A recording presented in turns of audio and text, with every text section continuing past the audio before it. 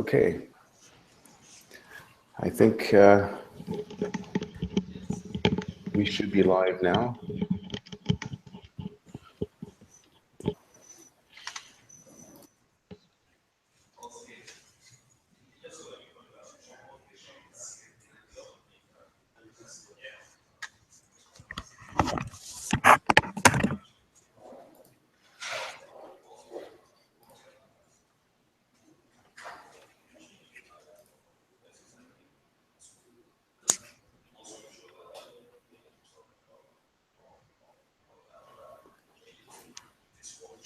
Okay, I think we're getting a few of us online here. Dorothy, are you on? Yes, I am. Okay. Peru? Yes, I am. Okay, great. And I think the slide should be showing. Yes. Okay, well, we'll go ahead and get started. Thanks for those that got this invite. This is a first of many live webinars that we'd like to do. We thought this was a good topic. And we're going to cover, obviously, best practices. We'll do some of the planning. We'll go through some short demos. We have some Q&A questions that we've already got answers for. But we also want to offer out the ability to ask questions as we go. For those that join, we want to make sure we answer all your questions. So there is a live chat. It does require that you have a login to YouTube to be able to use it. So certainly if you go ahead and log into a YouTube account, you can post a question and we'll answer them as we go. For those that can't do that, we have provided the email address, eyeglass@superna.net. You can also just email in any questions. Okay, well, I think we'll go ahead and get started. So let me flip to the agenda. So we wanted to cover failover planning. This is a big area that has a planning guide. We'll go through some of the key aspects of this. We won't go through the whole planning guide, but we'll touch on the key points that make the most difference. We'll then go through some failover best practices, and we'll get into some how-to scenarios. Then we'll go through an actual failover demonstration and look at the failover logs and understand all the recovery options and how to basically read the failover log. It's pretty straightforward, but we'll go through that.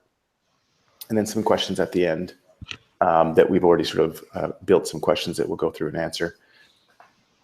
We will make these slides and answers available afterwards, and this video will also be stored online for those that couldn't join.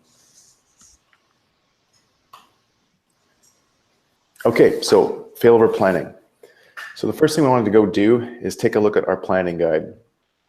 There's been some recent changes to it. So I'm going to go ahead and do that.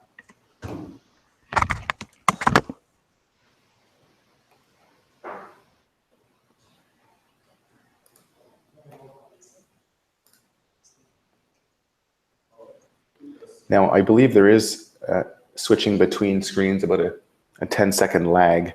So we will take a bit of a pause each time we switch from one person's screen to the next. So the planning guide, let's get down to the table. So what are the most material parts of this? So this is what we provide every customer that would like to request assistance in planning a failover. So this is our sort of tried and true best practice.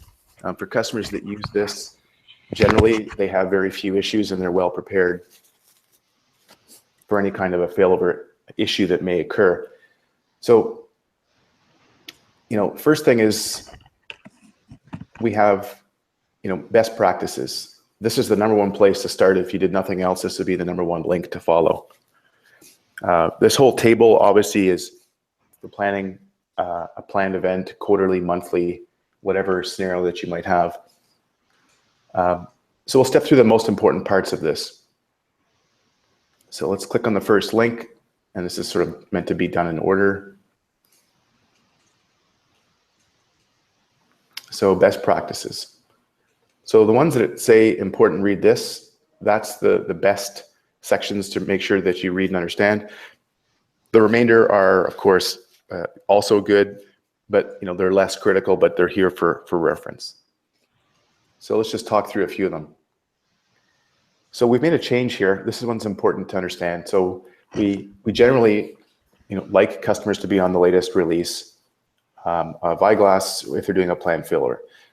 So what's the reason for that? The number one reason is we make improvements, not just fixing bugs. We actually find issues in various failovers and we try to prevent them in the next release. So it isn't just about fixing bugs. It has a lot more to do with finding an issue that affected one customer and making sure it doesn't happen to any other customer. So that's the reason we like to do this. Of course, in a DR event, you can't do this, and that's fine. But we've made a change, so it's worth going through what that change is. So some customers have requested, the desire to stay on a particular release of Eyeglass that they currently have, and they're happy with its functionality, and they don't want to make a change in the environment. So we understand that. But to address sort of this requirement, we've gone ahead and stated the following. So generally, we'd like to be made aware of a planned failover. If you do, we can better support you. So we're asking for 5 days advance notice. And also we ask that you submit support logs because we can identify things that you can't see in the GUI that may affect you. And we can kind of go back and forth and make sure your environment is in good shape. The next is, N-2. So if N is the current release, which today is 190, -2 would be 2 of any release, not just major, but any dot releases. So that would be 183 and 181 would be an acceptable range of releases that you can go ahead and use. If you're past N-2, then we are going to ask you to upgrade. There's just too many failover enhancements that are done in every single release. So if you open a case and you want to stay on a particular release, you have to tell us that that's what you want to do. And we can allow that without an issue, but you really do need to read the release notes and understand them to see if they will affect you in your environment. And if you're confident that the release notes aren't issues that you would encounter, then you can go ahead with an N-2 release for a planned failover event. Generally, upgrades are pretty quick. They're simple. So really, we prefer that you get on the release, but this is the new policy that you can stick to an N-2 release. So let's go back. So our favorite topic is domain mark. It appears still not a well understood practice. So when you create a SyncIQ policy in 7 or 8, the default behavior is you will not get a domain created on the source cluster. The policy that syncs data to the target cluster, you will get a domain automatically created so that you can do incremental syncing, and that's pretty standard. When you fail over, if you do not run domain mark, you will end up in a situation where incremental sync back will not be successful until you have run domain mark. So it sounds like it's a process you can run at a later time. Unfortunately, that's not the case. When you run a failover, the SyncIQ process, same thing with Eyeglass, it will run the resync prep step. When that step is run, if domain mark has not been executed, it will be executed right then and there. There's no way for us to avoid that in Eyeglass. It's out of our control. So that can elongate the time it takes for your failover to complete because domain mark on a very large file system has to walk the whole tree, and to simplify it down, it needs to fingerprint it and set it up for incremental sync back. That process can take hours and hours per policy if it's a big file system. This, of course, is a surprise to many customers if they have not read this and they run resync prep and they run it on the day before the failover and find that they cannot finish all the domain marks because it takes so long for it to complete. So that's why planning is key here. We will demo this later, but it's very simple to run. You run it one time and never again. So it's a very simple step. There's also ways to validate that it's been run successfully on all the policies that you plan to fail over. I won't go into much detail here about failover timeouts. It's going to get covered later. But basically, Eyeglass has a timeout setting for each step that it executes. We set this timeout, and it should be understood. Its default is 180 minutes in the current releases. And it can be changed. We provide instructions on how to change it. Shouldn't really be changed unless you're fully confident in your environment and have done testing to understand that it's okay for you to go ahead and change this value. First thing is, it does not speed up a failover. It will not do that. So that's the first thing to point out. The most important step in your failover is make writable. If this step fails, then you don't have a writable file system on the target, and that's the whole point of the failover. So this step can fail under numerous conditions, and we've identified some, but not all. And the ones that we've identified, we've got some automation that checks for you whether or not there's what we call duplicate local target snapshot policies. There's a few other orphaned SyncIQ snapshots. How they get into this state, it's unclear, but we have found this in multiple customer environments, and this is the best tool. You should review this, understand how to check for this, and we still find in the field this is popping up now and again, and make writable step is failing. So we will continue to add validations to alert you in Eyeglass that these conditions exist. We have about, I'd say, half of them covered.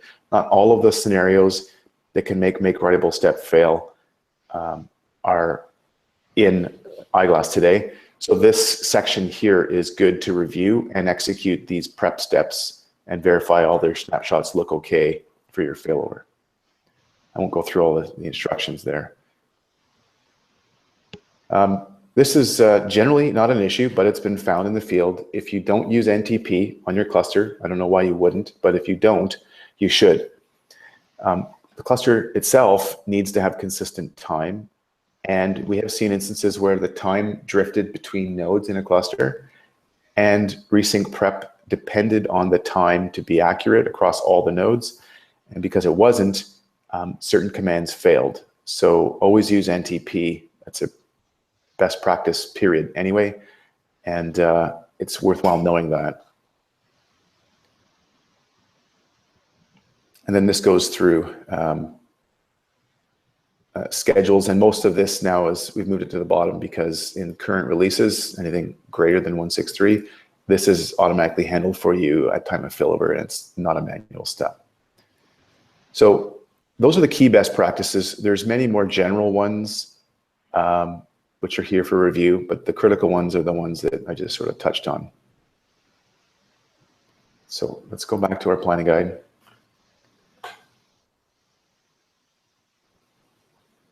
So where are we? So we've just done these best practice. We reviewed them, gone through all those sections. The next is failover release notes. These are things that are release specific, and we indicate whether it's an all release issue or a particular release issue. And these are items that you need to address or understand if they apply to you, and determine if you need to take the actions within here. So for example, this one here, for policies, whenever a snapshot of the source directory is taken, this was an issue where it affected the way the schedule was automatically set or unset. So there's manual steps here for 1FS8 if and only if you have this enabled. So that's just one example. This is a 163 and greater due to a bug in 1FS. API snapshots were being created, not SyncIQ snapshots, just regular snapshots were being synced with the time that was not the same as it was on the source. SyncIQ filters is worth pointing out. You can do star.pptx, star.doc. You can do all kinds of things with SyncIQ. We almost never see this in the field. We've seen it once. We don't support it. It's a nightmare to manage per file type SyncIQ. We have no logic. If you were to use a star.ppt, could you still failover with it? Yes, but the mirror policy that's created on the other side, we will not reapply that filter. You'd have to do it manually. So if you're doing this, although I'd never recommend doing this, it's complicated. We don't automatically move over any of those filters. Few different, release specific items here. I won't go through all of them again, but they're all here for review. I'm just seeing if there's any that are relevant. This is actually a good one. We've enhanced this. Actually, sorry, this is the SPN issue with non-default GroupNet. So there's a bug in OneFS commands that is not yet fixed. And if you're using multiple non-default GroupNets and AD providers, we don't see this very often, but there's some things in here that should definitely be reviewed to make sure that your environment does not fall into any of these categories. If it does, certainly open a case and ask for clarity on the instructions that are within here. And there's a few more in here, as you can see, and it indicates which release it's applicable to. So those are the two key documents. If you're to review anything, it's section 1A. This would be the best thing to ensure that you're ready. We've touched on upgrading. Upgrading is pretty straightforward. If you need assistance, you can open a case. Lots of customers turn on the runbook robot. Why is this a good thing to do? Well, it runs the automation that needs to occur every time you fail over. And so this is the best thing to implement because it's testing your DR, it's testing all the APIs, it's testing your SyncIQ policies. Everything that needs to work is tested on a daily basis. So for customers that have this feature turned on, generally we find that their environments are ready because if they've got failures in the robot feature, they raise a case, we figure it out, and that likely means we've addressed an issue in their production environment as well. So this is a great feature to turn on and use. We have a question on this later, but benchmarking, how fast is failover? Well, I'll repeat an answer we're going to give later, but basically, more policies fails over slower, fewer is faster. That's an easy answer. The next easy answer is don't leave lots of unsynced data and then push the button because we have to wait for that data to sync. So those are the two biggest factors.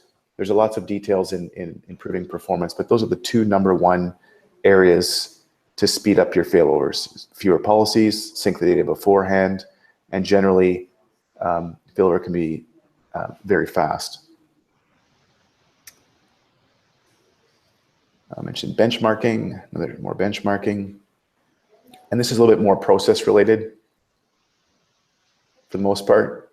And we'll touch on some more of these details, but these are all good things to review and understand how this should be done on the day. And there's sort of day of failover and then, post failover steps as well. So let's go back to our slides.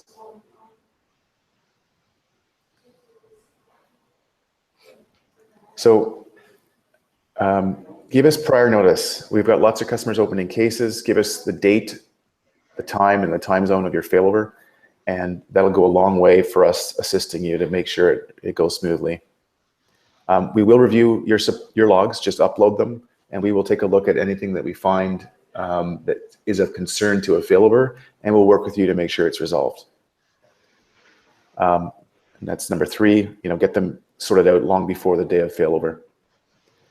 It's always a good idea the day before a failover, just submit logs again. It doesn't take for long to do. We double check everything, and that's obviously sort of the last check before you're ready to go for your failover.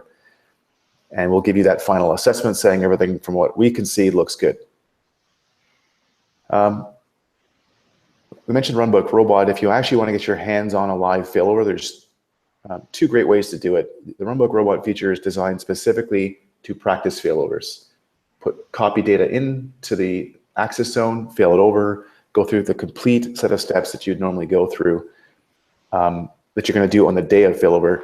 You can do a complete dry run, and you can do it in the middle of the day. So it's the #1 way to ensure success and that you understand all the steps.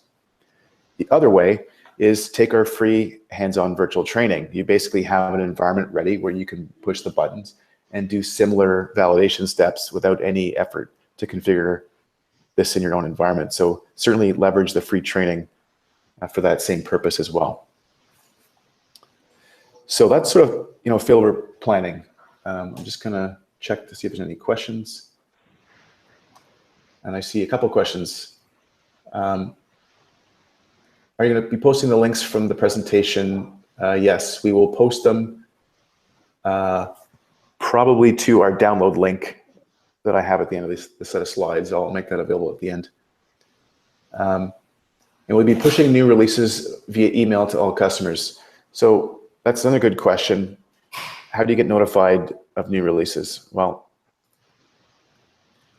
for those that either love or hate this, we like it because we can push anything we'd like to your login screen. So we always push to the login screen Twitter account anything you should know about. That's the number one way. There is another way, and I'll show you directly, and we'll probably add this to the Q&A.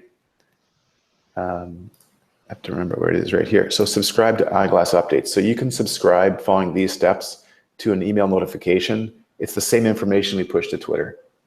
So you'll end up getting an email with the exact same information. So there's two ways to get notified about issues, releases, webcasts, everything. I see another question. Do you still recommend using NTP if time is coming from AD?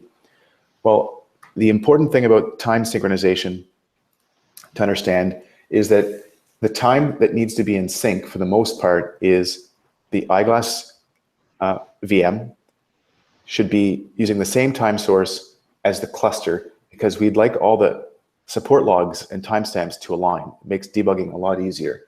So we actually prefer that whatever time source the cluster is using, that Eyeglass use the same one.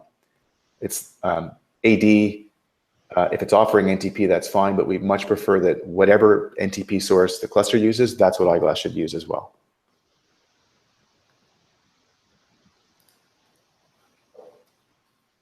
I think, do I have, so some failover best practices. We did talk through this one right here, which was the level of code for Eyeglass. We're now going to, just a couple quick demos on how to actually run a domain mark and how to check to see that it's been run. So let's go ahead and do that. I'm going to switch the video to Peru. So Peru, you've got to share out. And just go ahead and walk us through that. Can you see my screen? Yes. Okay. Now you can see here I have two SyncIQ cluster policy, and then if I want to know whether the domain mark has been run for the both policy or not, just I have to go here and run the command ISI config domain list. It tells me that one of the for one of the policy, domain mark has already been ran. This is the path of the policy, and for the second one, if I have to run it, then just go to the cluster management, job operations, job type, and here you can see the domain mark. Just click on more, start job, and write the path here. That is IFS data archive, and the type of domain is SyncIQ, and just start the job. Once you run the domain mark, you can see that job is running here. And once this completes, then you can just simply go to the command line and run that domain list command, and it will show you the second policy, also the domain mark for the second policy already ran here. This is the way how you check whether your SyncIQ policy domain mark has been ran or not. And now let me stop my sharing, and I will I'll just pass the presenter to the Dorothy. Yeah. Yeah. Yeah, so I think in this demonstration of domain mark, it happened very quickly. But as Andrew mentioned earlier, domain mark on a large file system can take a very long time. It can take hours. I think we've seen some that take, can take up to almost a day. So this is not something you want to leave till the last minute before you're going to fail over. It's a preparation step that you want to do well in advance. And as we discussed earlier, it only needs to be done once, and then you're fine for future failovers. I think we also, at this point, we wanted to just review again the eyeglass timeout. So it's mentioned in the best practices document, but questions that we get asked sometimes are, the default timeout, I think, is 180 minutes. So people say, I'd like to change that failover timeout to 60 minutes with the understanding that that will shorten the entire failover process. So the thing to remember and to be very clear, the failover timeout is a amount of time that we wait for each step of the failover to complete. So, typical long running steps are running the SyncIQ job, doing your final data sync. The make writable usually doesn't take too long, but it has a time associated with it. And then resync prep, the step that prepares you for failback, that one can take a very long time. It's actually comprised of 4 individual steps. One of them is domain mark, so you can certainly speed that up by running domain mark in advance. But there are 3 other steps that need to complete with resync prep that take a certain amount of time. So you don't, I think typically we recommend to leave that failover timeout as it is. What happens is if say you initiated a resync prep and it took longer than 180 minutes, then after 180 minutes we cut it off and we determine that the failover has not been a success, and we don't continue with any of the remaining steps. So in this case, that would have been a false positive in that the step was actually still running. So you need to understand your environment and before playing with those timeouts. So I think the next thing we wanted to do was show you, because we had talked about in the best practices duplicate snapshots and how those can affect the allow writes command. So we just wanted to show you how you go ahead and check for that. So I'll pass it back to Peru. Thank you, Dorothy. And just like in my demo cluster, you can see we have 2 cluster policy. One is text and the second one is data archive. And if I would like to check how many snapshots I have for these 2 policies, I can just simply go to my command line here. So Peru, one quick thing. Some folks online want to see if we can increase the size of the text. Do you want to change the font size in your SSH prompt? Yeah, and also, yeah, same thing. Yeah, boost the size of the web page.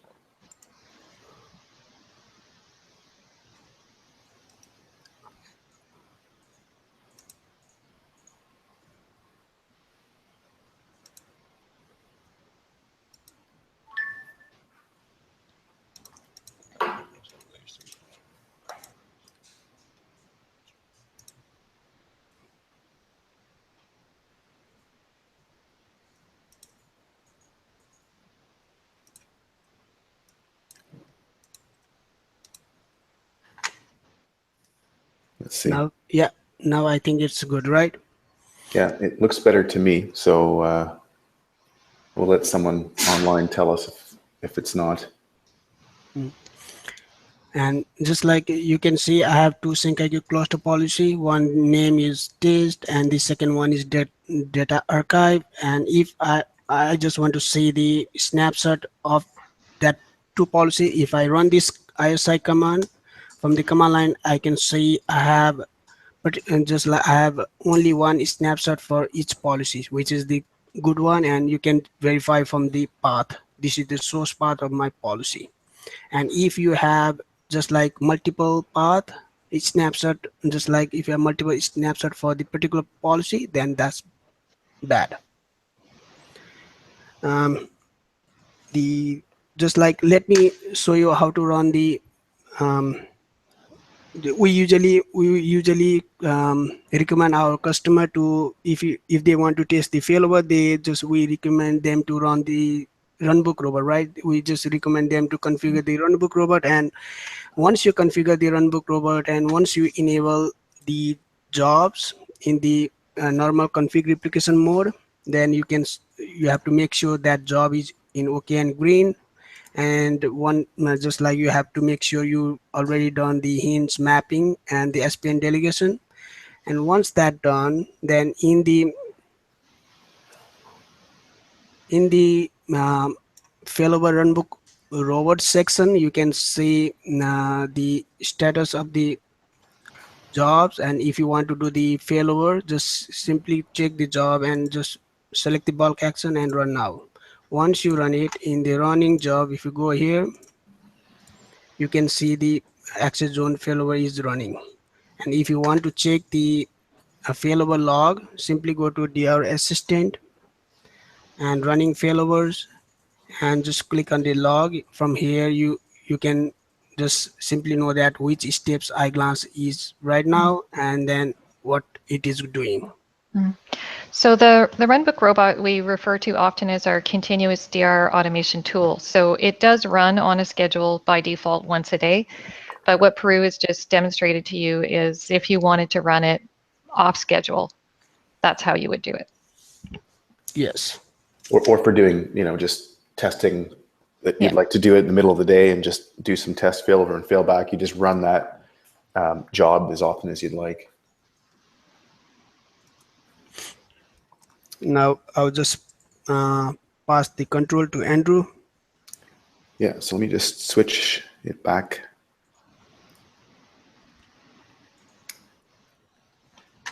To me, and I'll just wait for the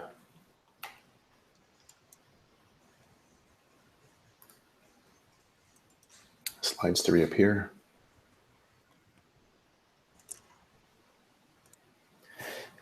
So again, we get asked a lot about how long will failover take. Well, we have a report that's automatically sent, which is the RPO report. It's got a lot of data in it that can help you plan a failover. It can also help you identify issues in your environment. It's worth just opening it up and taking a look at what statistics are useful to you in planning a failover. So let me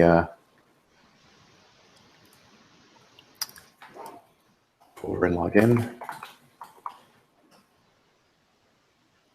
I don't remember which release we did this in. I think it's a 1.8 series. But now we have a report on demand icon, and there's a tab here called RPO reports, and I can preview them right inside the application. It's emailed to you as well with additional detail in a CSV file, but right from inside Eyeglass now, I can take a look at some key statistics. It's worth understanding what's in here. So I've got 4 clusters. We count all of the SyncIQ jobs that run in the last 24 hours. And we also count the ones that started but didn't finish. And that would be a failure. So I've got 0, so that's good. And we do the same thing over the last 30 days. So very quickly, I can see if my SyncIQ environment is executing normally. The next section is how much data am I sending over my WAN link? Same thing, last 24 hours, last 30 days. This is all policies. We do have a report that breaks this down per policy. That's a CSV file that's sent.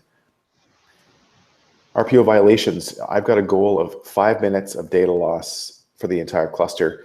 In the last 24 hours, 53% of all of my SyncIQ jobs failed to meet that objective. So that's a quick way to know if your environment is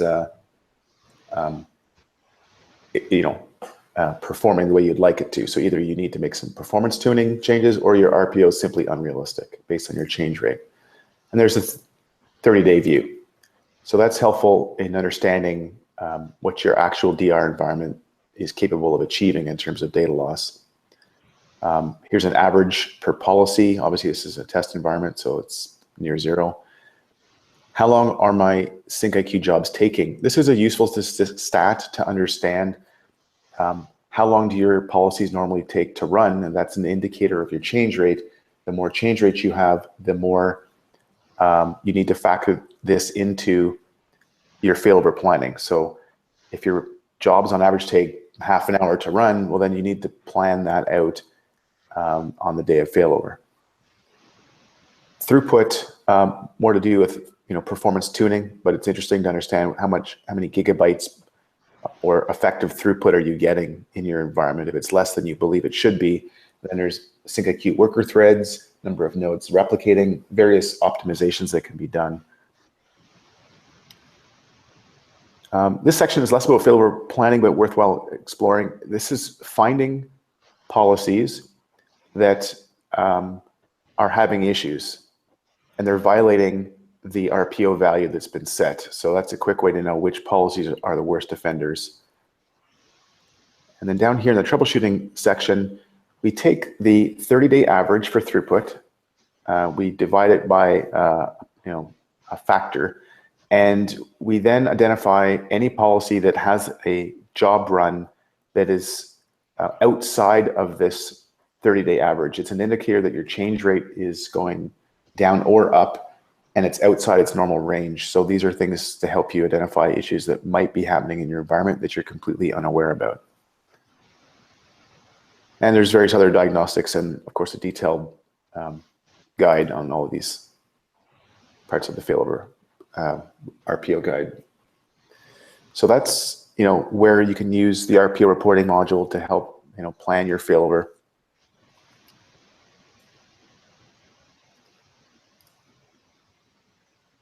And now I wanted to go through an actual failover and then talk through the key part of failover. So this master table, I'll wait for it to show up in the stream.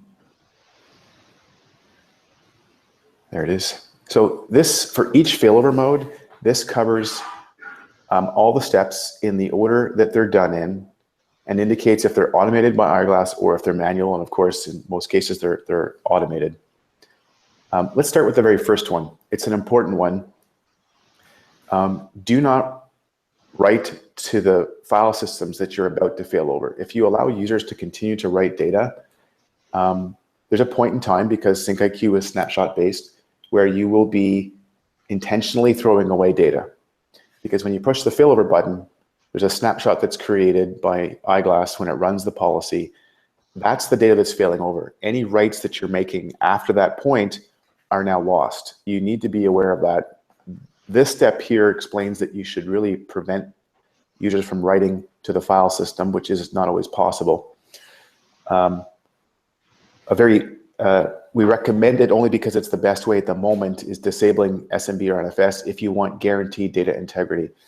But we are about to release an enhancement in release 2.0 that we're calling it data integrity failover. So what this is going to do is it will dynamically detect the shares. Unfortunately, it's only for shares, but it will detect the shares involved in the failover. It will insert a deny everyone permission onto all the shares that are being affected by the failover. That has the effect of disconnecting all of those users and guaranteeing they can no longer write. That will happen optionally, if you choose to, at the beginning of the failover. We'll fail over, then we'll remove that deny permission, and in doing so, we can guarantee a point-in-time copy without any changes being left behind. And so that's coming in release 2.0. So that's a big change.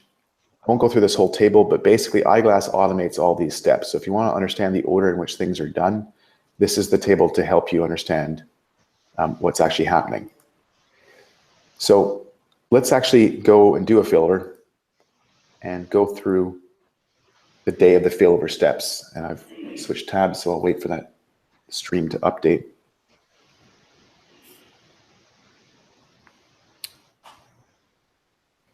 So this is the day of failover. What I would do is I go to my DR dashboard one last time. I'm going to do a access zone based failover. So I'm going to click on the zone readiness tab for that zone that I'm interested in failing over.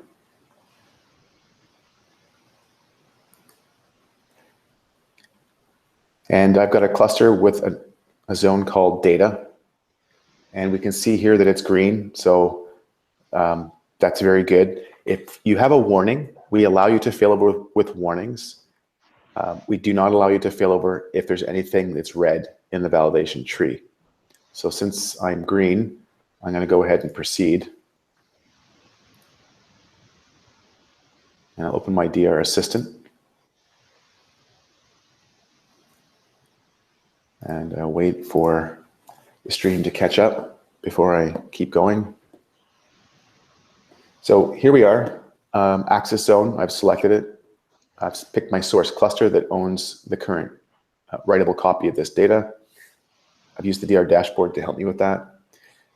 Let's just understand these checkboxes. The defaults are usually the best. Controlled failover will sync your data. Everybody should do this. Config sync. This will check that the shares, exports, and quotas are an exact match and fix them if necessary during the failover. This really shouldn't be a concern in most cases, and the checkbox is a good idea. In some instances, if you've got thousands of shares or exports or quotas, we can speed up the whole failover process by unclicking this. The defaults usually are best, but this can be unclicked. This is an option, but we do not recommend this ever be touched. This means skip resync prep. What you're really saying is, I would like to do a one-way failover and I'm never going to fail back. That's usually never the case. Should be used in special cases. The documentation explains that there's no way to come back and undo this. So really should not execute or change this setting. Disable the SyncIQ jobs after failover. Well, by default, what we do is we create a mirror policy, and then we also run it at the end of failover. And that's because we want to make sure reverse replication works. If you have a workflow where you don't want that to happen, you can click this box saying disable. So actually, I should point out, a real DR event where you've lost the source cluster or you've deemed you have to fail away and give up on all of the data that's on the source, that's it. That's the only difference between a planned failover and an unplanned. And let the stream catch up. So there's the uncheck, but I'm going to go ahead and do a controlled failover because that's what most customers are doing. So once again, the domain mark warning, click the URL for details. Next, it lets me select access zones for failover. So I'm going to pick that one. It summarizes all of the policies that are going to be affected by this failover. And we can see that there's 3 of them here. Another key point, if you have any policies that are policy disabled, user disabled, they will be listed here. There'll be a warning.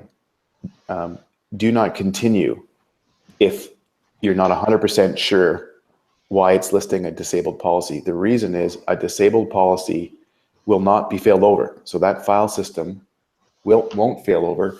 And that's likely exactly the opposite of what you want to happen. So you should not proceed past this screen unless you're 100% sure all the policies that you want are listed and they're all listed as enabled. Failover release notes, there's a quick link to double check what's there. Make sure that you've reviewed them. And this is that point of no return where I'm going to go ahead and start this and get it going.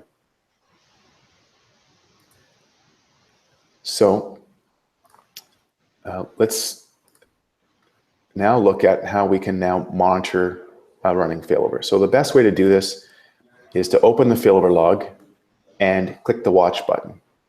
And as steps are occurring, you will just be able to monitor it real time with no extra steps.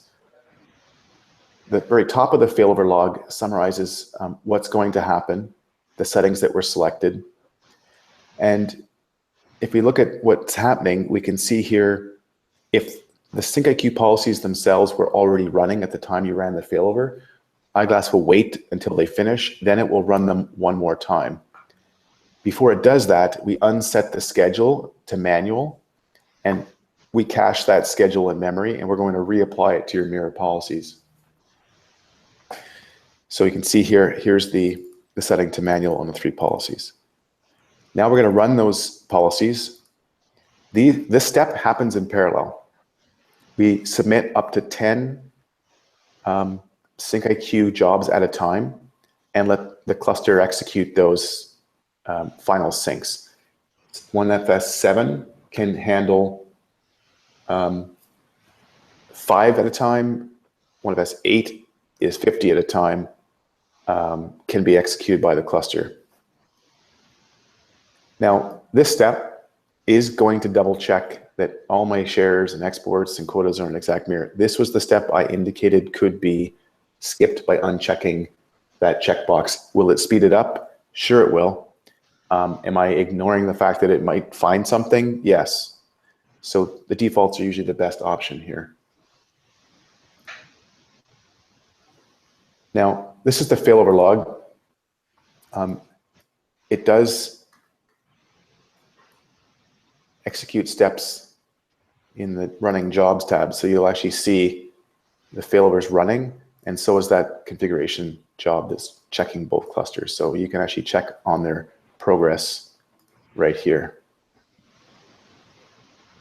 independently of the failover log.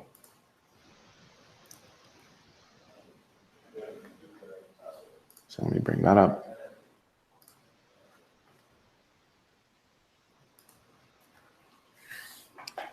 So as Dorothy mentioned earlier, each of the steps that gets executed against the cluster or any step will have that 180-minute timeout to allow it time to complete, because there's so much variability between environments.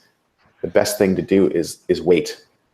And through thousands and thousands of failovers, that is the best possible thing to do, is just be patient, which isn't always possible.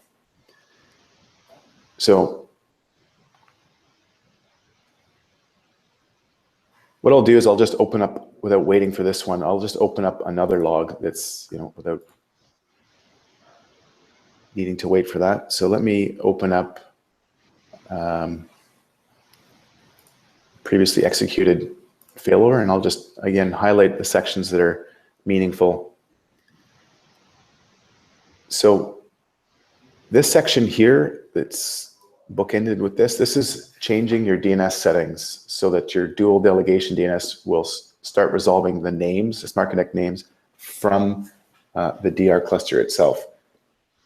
So in the section, you'll also see the SPN delete and create commands. This fails over your SPN so that your Kerberos authentication works. During failover, if there's DFS policies configured in the zone, they will have the shares renamed. So that's what's happening here. At this point, we call this client redirection. Clients, if they try to mount, will be redirected to the DR cluster. The data is not yet writable, and that's what happens immediately afterwards. So you can see here, I'm highlighting the allow writes. So within the failover, this is technically the failover at 1339 is completed. Users could mount and successfully write data. The remainder of this file is resync prep, not required for the failover itself, but obviously for failback. So that's executing now.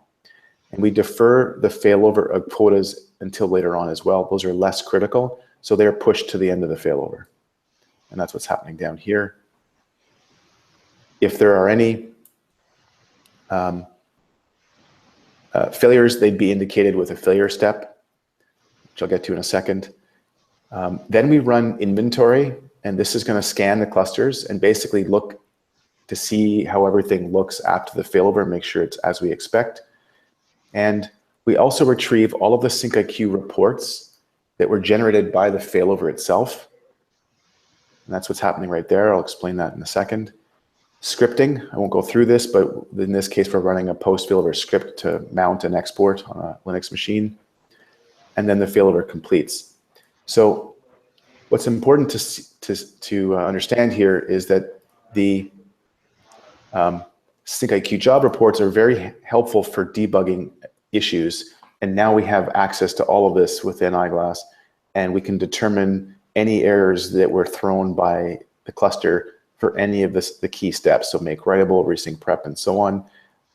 These are all available to us in support, and this lets us identify potential root causes of an issue. So that was a successful failover. What happens if a step fails? So let's open up the recovery guide. So the way Eyeglass is designed, I'll wait for the stream to catch up.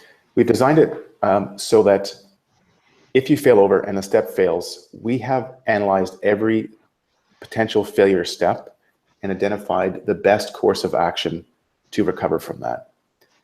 And the goal was always preserve data integrity. So if we think the best thing to do is abort and fail back, that's what the document says. If we think the best thing is to try and continue the failover, then the steps will document those steps or present you with all the different options. So if there's a failover with an error, we suggest that that is submitted to support immediately during or after the failover. You don't even have to wait for the timeouts necessarily. You can post it in progress and we can tell you what's happening. Let's just use an example of a step, shares not being renamed for DFS. Well, if that ever happens, here are all the steps. And if you submit a log, we can determine by looking at the log whether or not you need to refer to a section in this guide, and we'll direct you to it. Basically, all the issues that you could ever encounter, they're all documented in advance. It's worthwhile reading this document to understand it, but ultimately, it ensures that failover or failback can be handled even if there's errors, and this document is there to help you do that. I won't go through this whole document, but basically that's the steps that we would go through. So just looking at the time that we had allotted, I wanted to make sure we get to some of the most common questions. I think what I'll do is I'll turn this over to Dorothy to kind of moderate some of these questions. These are questions that we get a lot, and I'll just put this on full screen. And Dorothy, you want to kind of go through these questions?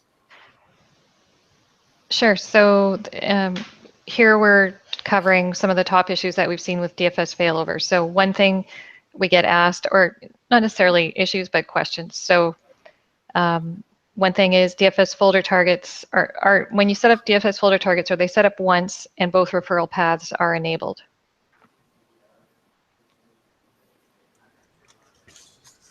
The correct answer is yeah, that's correct, and there is no need to enable or disable referral path, because how DFS work is once you enable the job, once you enable the jobs in DFS mode in Eyeglass appliance, we replicate the SMB shares on the DR side with the IGLS DFS prefix. So on the source, you will have the share name called marketing, and on the DR, you will have that share name with the prefix IGLS-DFS-marketing.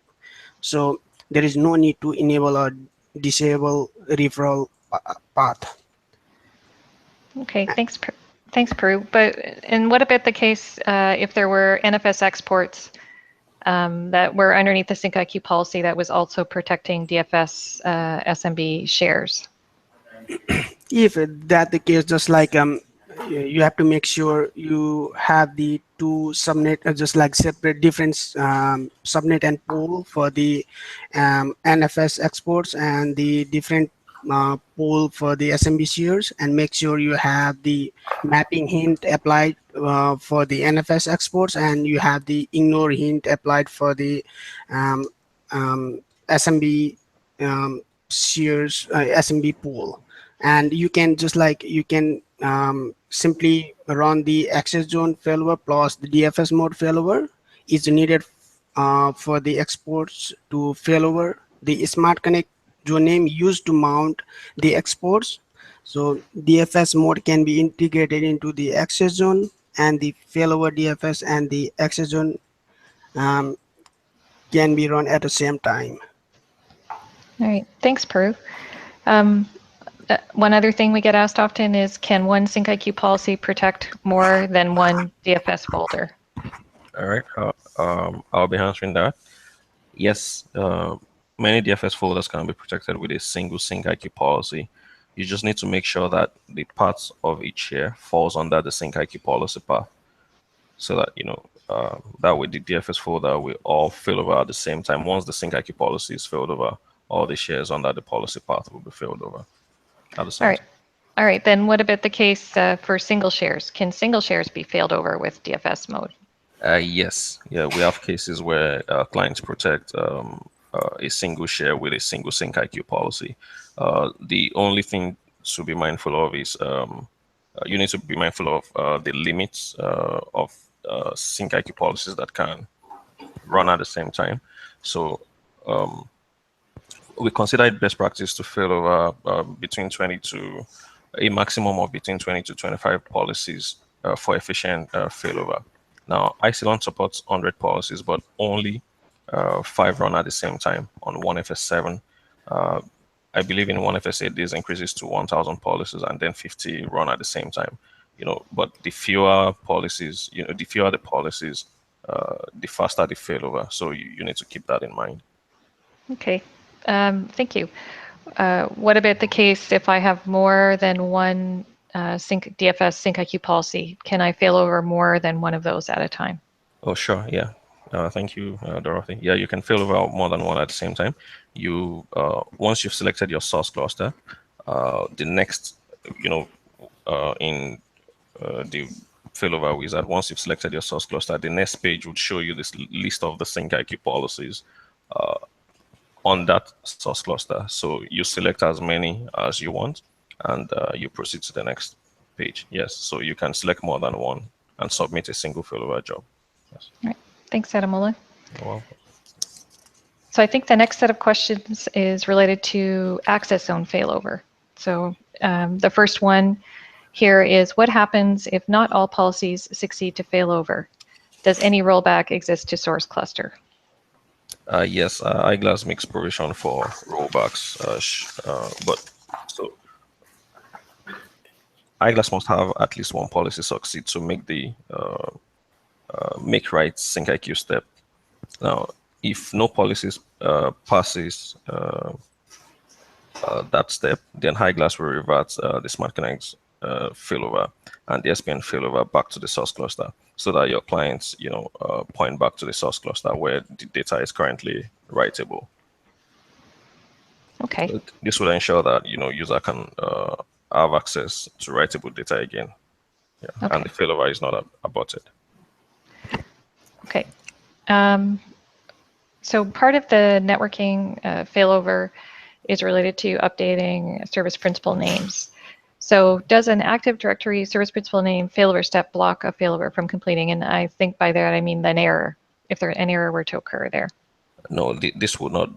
If any of the creation or deletion of SPN were to fail, it will not block your failover.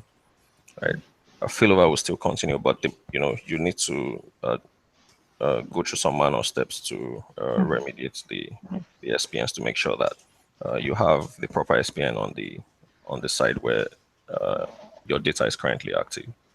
I think you can see that in the failover log, right? Yes, for that step? Yes, you would be able to see the failed SPN creation in the failover logs, and then you need to go to your ADSI edit tool on your Active Directory to correct those. Okay. Just one thing I wanted to actually add there is, you can tell me which release it is.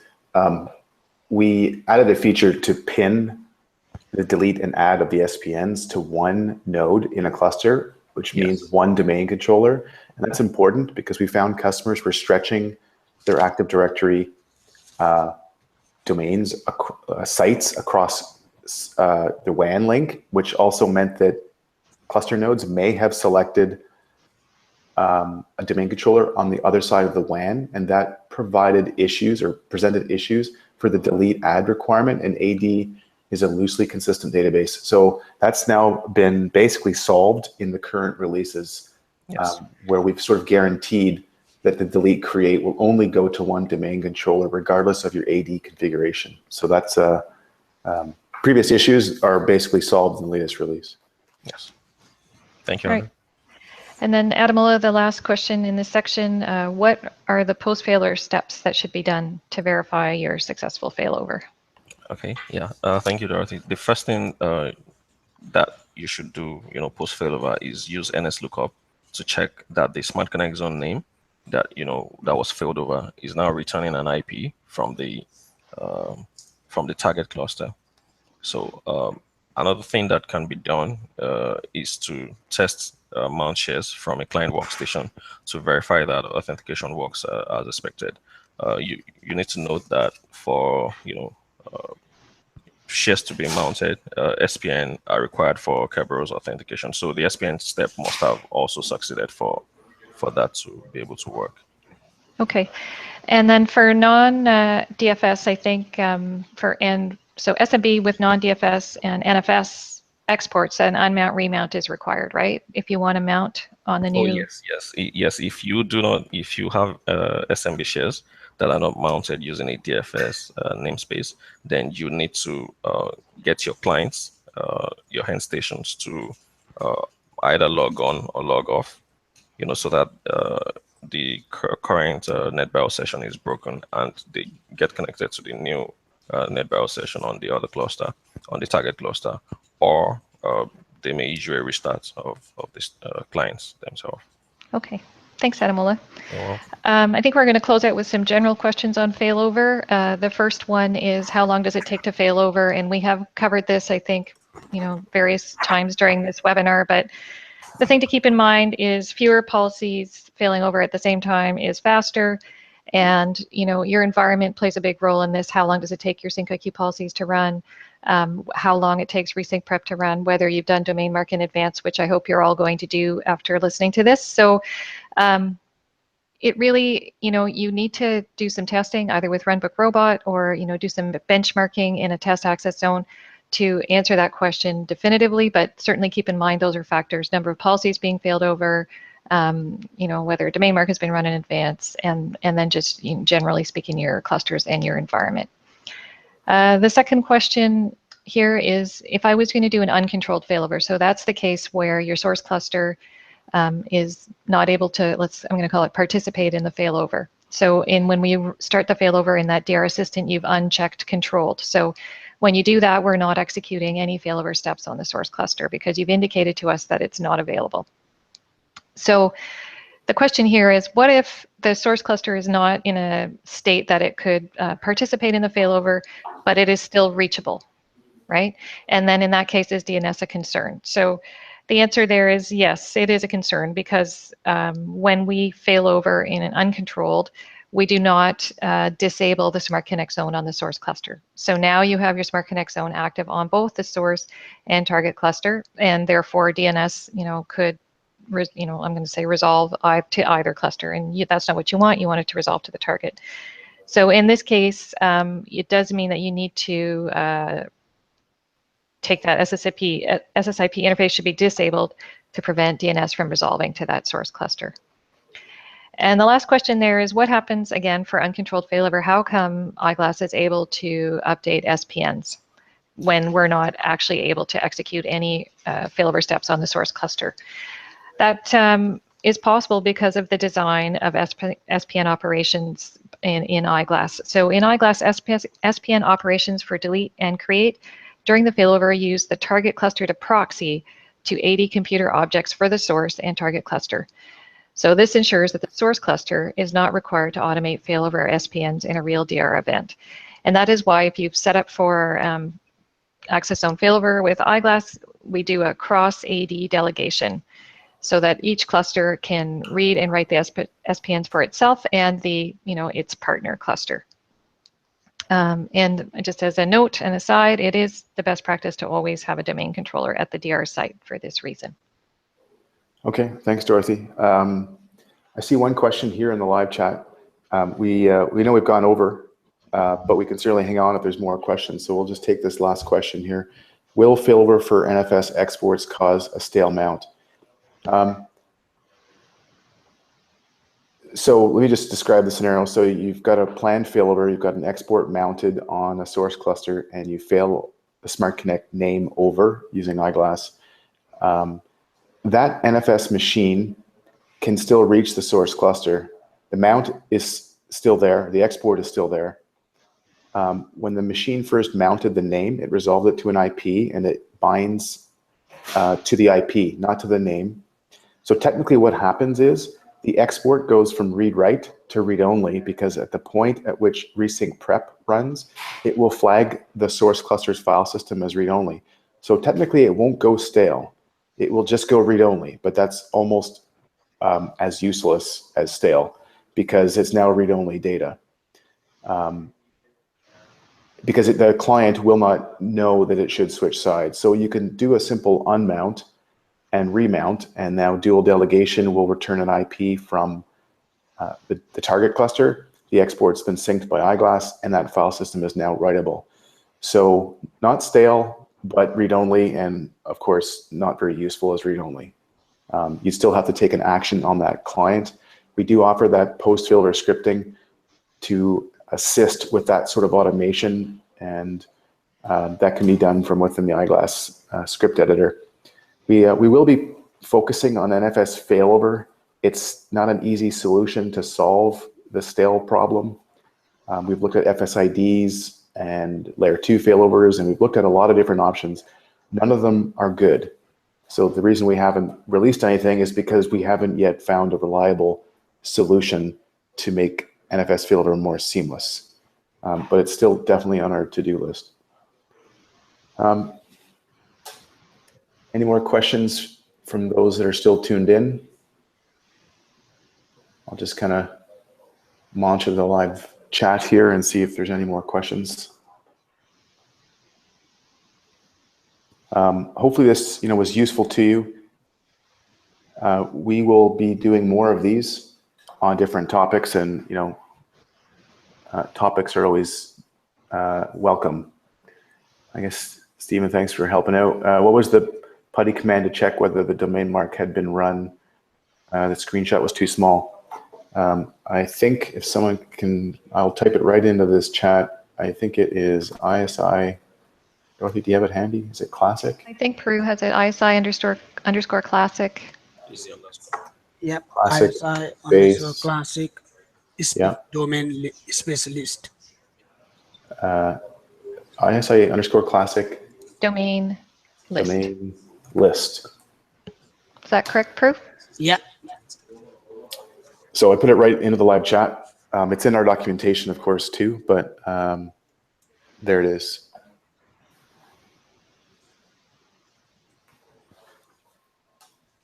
Any other questions? Now is a good time to ask.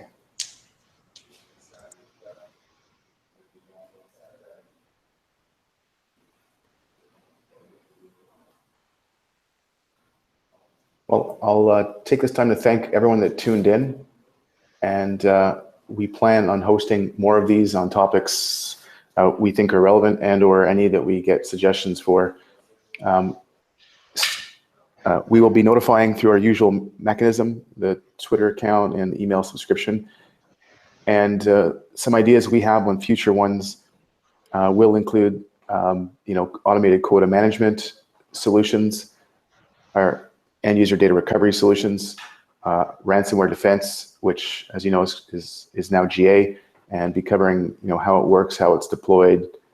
So we've got a few different topics planned, but certainly, send us an email if there's something you wanted to see in more detail. We plan to host more of these on a regular basis.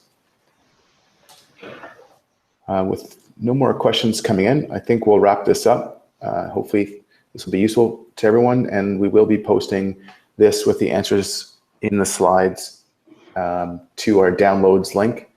And this video will be on our YouTube channel, and we'll send out a notification as to where to go get it and rewatch it later. Okay, thanks a lot for tuning in, and open a case if you have an issue or a question, or send us an email at eyeglass@superna.net. Thanks.